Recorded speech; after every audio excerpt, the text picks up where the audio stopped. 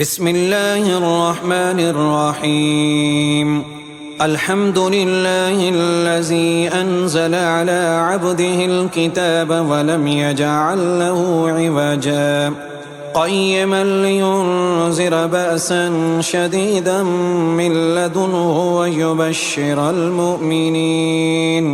ويبشر المؤمنين الذين يعملون الصالحات أن لهم أجرا حسنا ماكثين فيه أبدا وينذر الذين قالوا اتخذ الله ولدا ما لهم به من علم ولا لآبائهم كبرت كلمة تخرج من أفواههم إن يقولون إلا كذبا فلعلك باخع نفسك على آثارهم إن لم يؤمنوا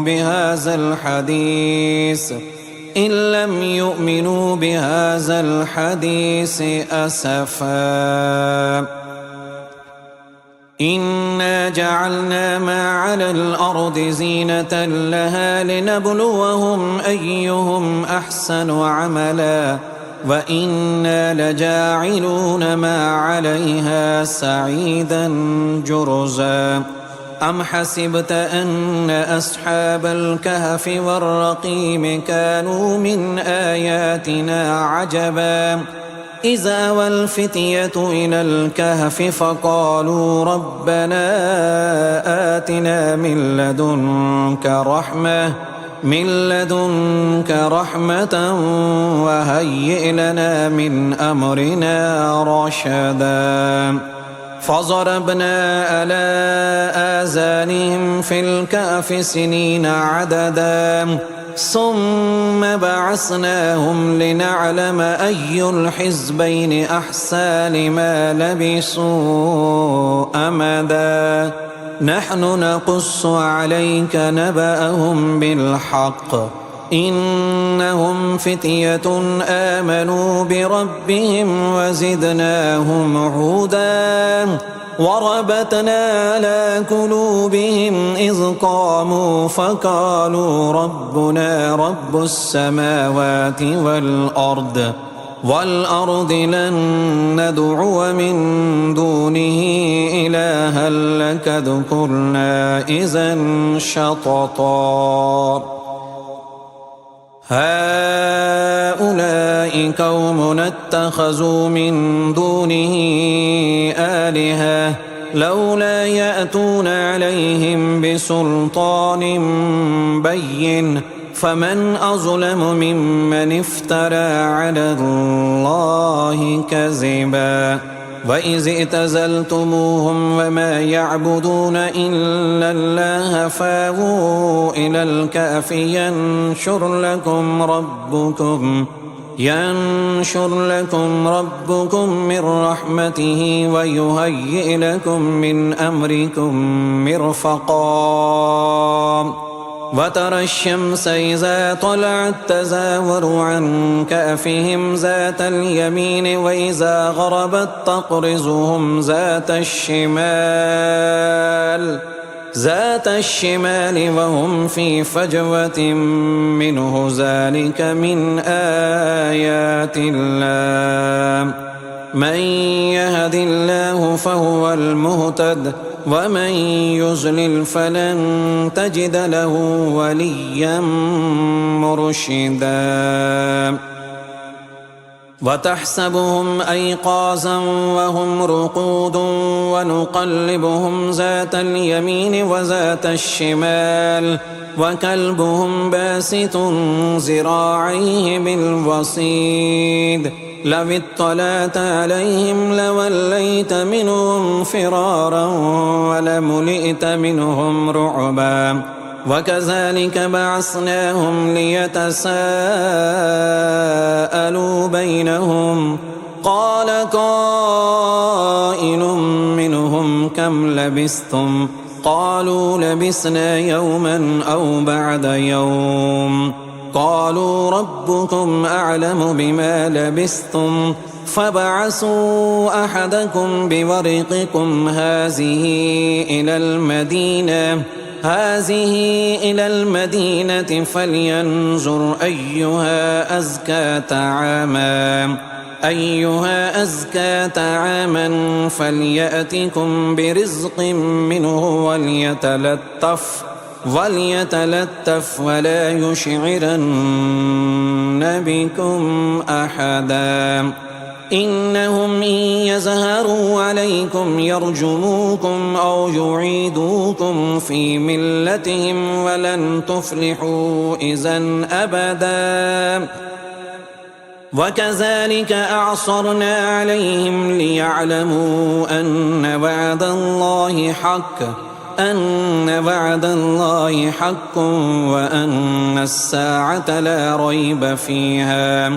إذ يتنازعون بينهم أمرهم فقالوا بنوا عليهم بنيانا ربهم أعلم بهم قال الذين غلبوا على أمرهم لنتخذن عليهم مسجدا سيقولون ثلاثة رابعهم كلبهم ويقولون خمسة سادسهم كلبهم رجما بالغيب ويقولون سبعة وثامنهم كلبهم قل ربي أعلم بعدتهم ما يعلمهم إلا قليل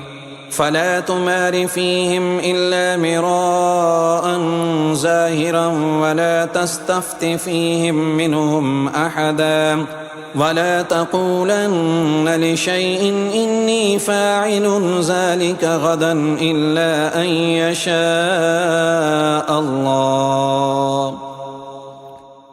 واذكر ربك إذا نسيت وقل عسى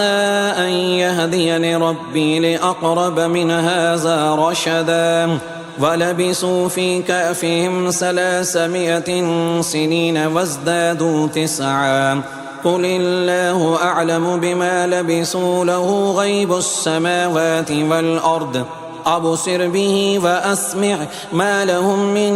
دونه من ولي ولا يشرك في حكمه أحدا واتل ما أوحي إليك من كتاب ربك لا مبدل لكلماته ولن تجد من دونه ملتحدا واصبر نفسك مع الذين يدعون ربهم بالغداة والعشي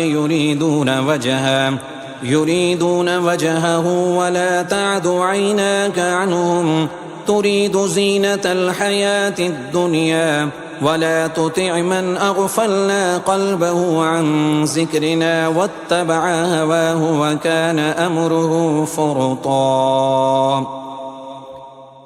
وقل الحق من ربكم فمن شاء فليؤمن ومن شاء فليكفر إنا أعتدنا للظالمين نارا أحاط بهم سرادقها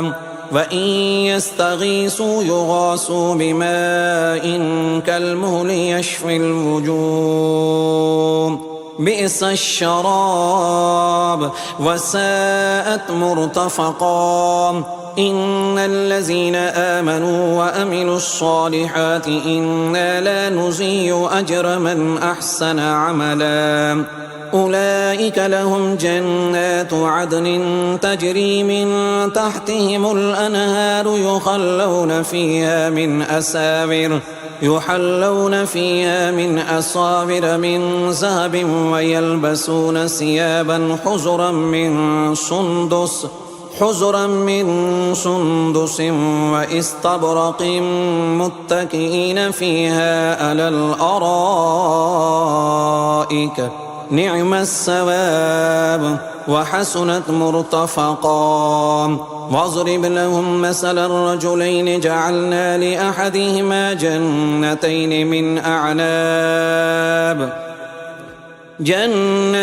من أعناب وحففناهما بنخل وجعلنا بينهما زرعا كلتا الجنتين آتت أكلها ولم تظلم منه شيئا وفجرنا خلالهما نهرا وكان له ثمر فقال لصاحبه وهو يحاوره أنا أكثر منك مالا وأعز نفرا ودخل جنته وهو ظالم لنفسه قال ما أظن أن تبيد هذه أبدا وما أظن الساعة قائمة ولئن رددت إلى ربي لأجدن خيرا منها منقلبا قال له صاحبه وهو يحاوره أكفرت بالذي خلقك من تراب ثم من نطفة ثم سواك رجلا لكن هو الله ربي ولا أشرك بربي أحدا ولولا إذ دخلت جنتك قلت ما شاء الله لا قوة إلا بالله إن ترني أنا أقل منك مالا وولدا فعسى ربي أن يؤتيني خيرا من جنتك ويرسل عليها حسبانا من السماء فتصبح سعيدا زلقا أو يصبح ماؤها غورا فلن تستطيع له طلبا وأحيط بثمره فأصبح يقلب كفيه على ما أنفق فيها وهي خاوية على أروشها ويقول يا ليتني لم أشرك بربي أحدا ولم تكن له فئة ينصرونه من دون الله وما كان منتصرا هنالك الولاية لله الحق هو خير ثوابا وخير عقبا واضرب لهم مثل الحياة الدنيا كماء إن أنزلناه من السماء فاختلط به نبات الأرض فأصبح هشيما تذروه الرياح وكان الله على كل شيء مقتدرا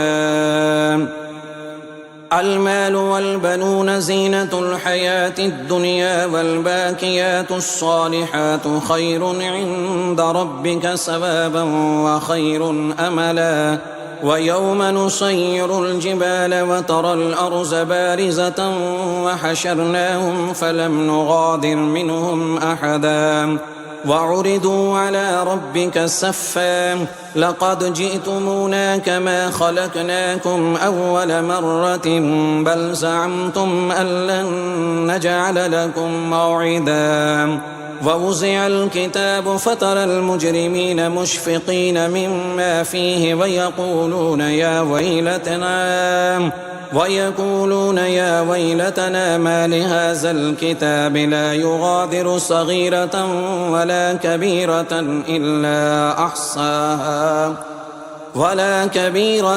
إلا أحصاها ووجدوا ما عملوا حاضرا ولا يظلم ربك أحدا وإذ قلنا للملائكة اسجدوا لآدم فسجدوا إلا إبليس كان من الجن ففسق عن أمر ربه أفتتخذونه وذريته أولياء من دوني وهم لكم عدو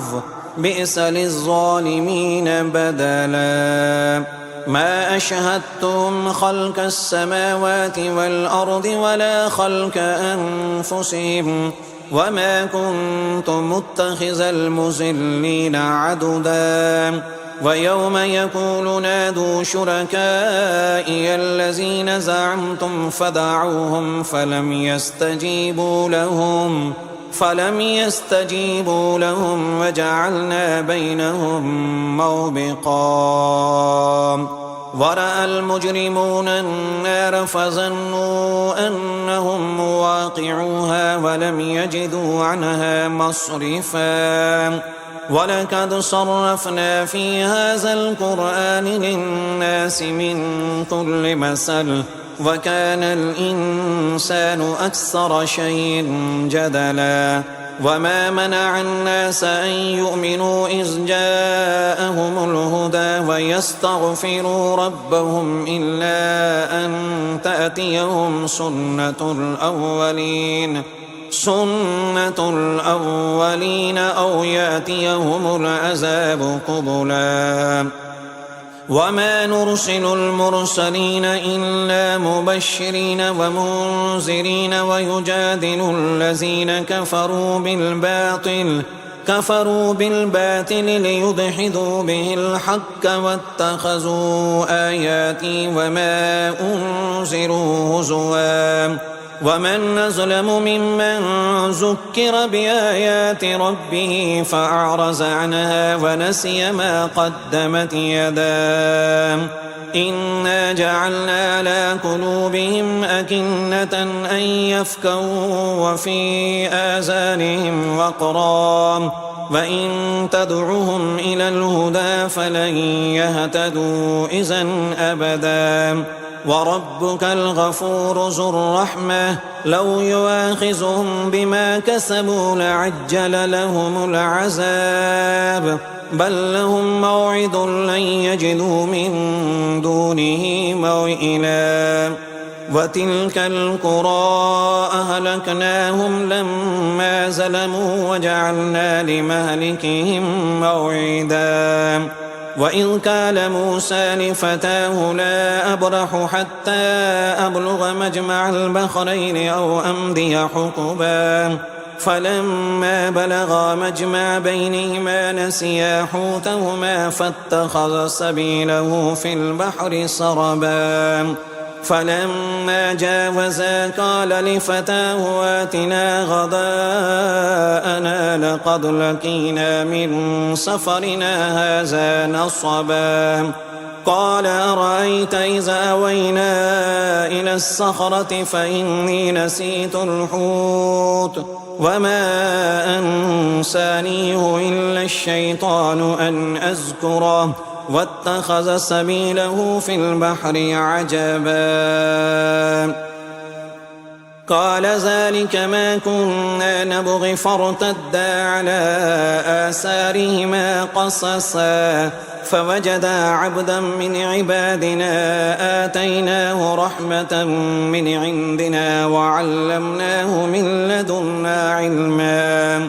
قال له موسى هل اتبعك على أن تعلمني مما علمت رشدا قال إنك لن تستطيع معي صبرا وكيف تصبر على ما لم تحط به خبرا قال ستجدني إن شاء الله صابرا ولا أعصي لك أمرا قال فإن اتبعتني فلا تسألني عن شيء حتى أحدث لك منه ذكرا فانطلقا حتى إذا ركبا في السفينة خرقها قال أخرقتها لتغرق أهلها لقد جئت شيئا إمرا قال ألم أقل إنك لن تستطيع معي صبرا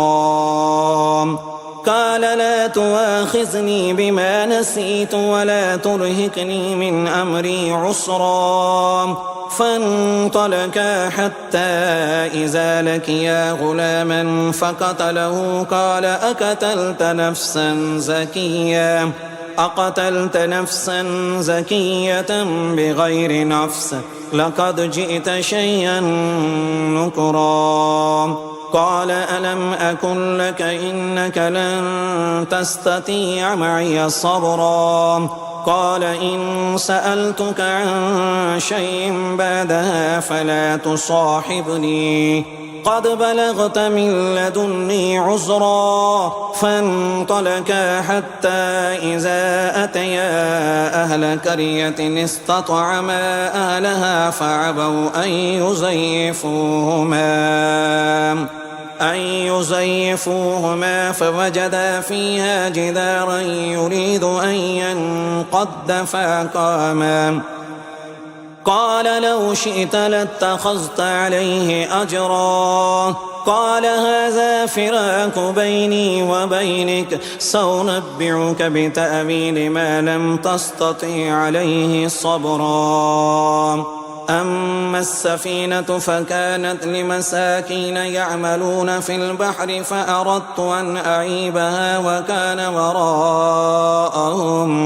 وكان وراءهم ملك يأخذ كل سفينة غصبا وأما الغلام فكان أبواه مؤمنين فخشينا أن يرهقهما طغيانا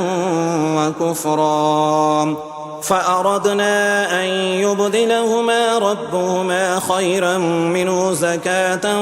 وأقرب رحما وأما الجدار فكان لغلامين يتيمين في المدينة وكان تحته كنز لهما وكان أبوهما صالحا فأراد ربك أن يبلغا أشدهما ويستخرجا كنزهما رحمة من ربك وما فعلته عن أمري ذلك تأويل ما لم تسطع عليه صبرا ويسألونك عن ذي القرنين قل سأتلو عليكم منه ذكرا إنا مكنا له في الأرض وآتيناه من كل شيء سببا حتى إذا بلغ مغرب الشمس وجدها تغرب في عين حمية ووجد عندها قوما قلنا يا ذا القرنين إما أن تعذب وإما أن تتخذ فيهم حسنا قال أما من ظلم فسوف نعذبه ثم يرد إلى ربه فيعذبه عذابا نكرا وأما من آمن وعمل صالحا فله جزاء الحسنى وسنقول له من أمرنا يسرا ثم أتبع السببا حتى إذا بلغ مطلع الشمس وجدها تطلع على قوم لم نجعل لهم من دونها سترا كذلك وقد أحطنا بما لديه خبرا ثم أتبع سببا حتى إذا بلغ بين الصدين وجد من دونهما قوما لا يكادون يفقهون قولا قالوا يا ذا القرنين إن يأجوج ومأجوج مفسدون في الأرض فهل نجعل لك خرجا على أن تجعل بيننا وبينهم سدا قال ما مكني فيه ربي خير فأعينوني بقوة أجعل بينكم وبينهم ردما آتوني زبر الحديد حتى إذا ساوى بين الصدفين قال انفخوا حتى إذا جعله نارا قال آتوني أفرغ عليه قطرا فما استطاعوا أن يزهروه وما استطاعوا له نكبا قال هذا رحمة من ربي فإذا جاء وعد ربي جعله دكاء وكان وعد ربي حقا وتركنا بعدهم يومئذ يموج في بعد ونفح في الصور فجمعناهم جمعا وأردنا جهنم يومئذ للكافرين عرضا الذين كانت أعينهم في غطاء عن ذكري وكانوا لا يستطيعون السمع أفحسب الذين كفروا أن يتخذوا عبادي من دوني أولياء إنا أعتدنا جهنم للكافرين نزلا قل هل ننبئكم بالأخسرين أعمالا الذين زل سعيهم في الحياة الدنيا وهم يحسبون أنهم يحسنون صنعا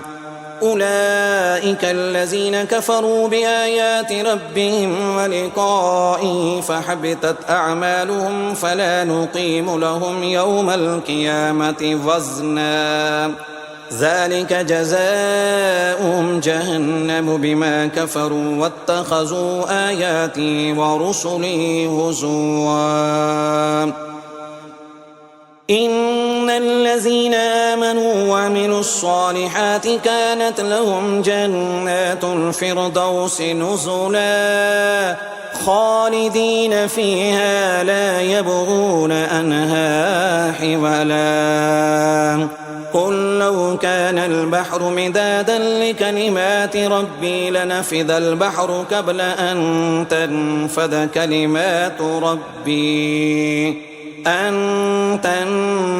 كلمات ربي ولو جئنا بمثله مددا قل إنما أنا بشر مثلكم يوحى إلي أنما إلهكم إله واحد فمن كان يرجو لقاء ربه فليعمل عملا صالحا ولا يشرك بعبادة ربه أحدا.